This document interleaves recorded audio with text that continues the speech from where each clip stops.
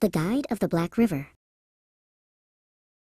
Yolotl knew the sun as a warm weight on her shoulders and the ground as dusty clay beneath her sandals.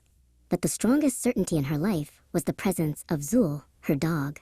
Zul was not just a pet. He was a silent, furry anchor, his breath a rhythm beside hers during waking hours and deep sleep. The days of sunlight faded, as all days must. There was a sudden stillness, a cold silence where Zul's panting should have been.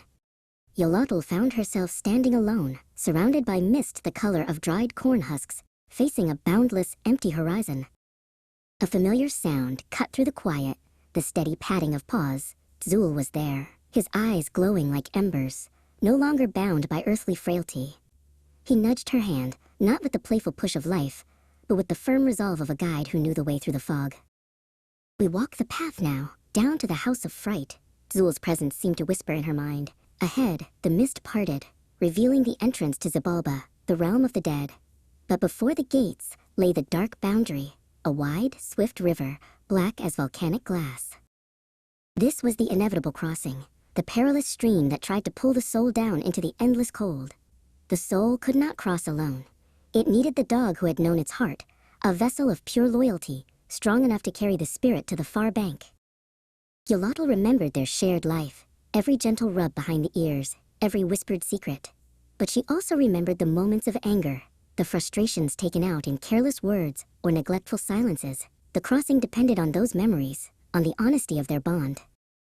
On the bank, the river split, flowing into two distinct currents. One was clear, shimmering with the reflected memory of kindness.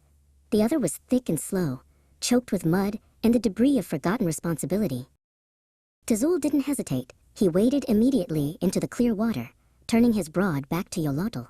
"Climb now," his eyes commanded. "I remember only the good touch, the safe home, and the food freely given. That is the boat we sail in." Many souls waited, trapped eternally by the muddy bank.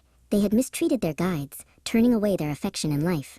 Their dogs, having been starved or struck, refused to enter the dark water, leaving the souls stranded, doomed to wait forever on the wrong side of Xibalba.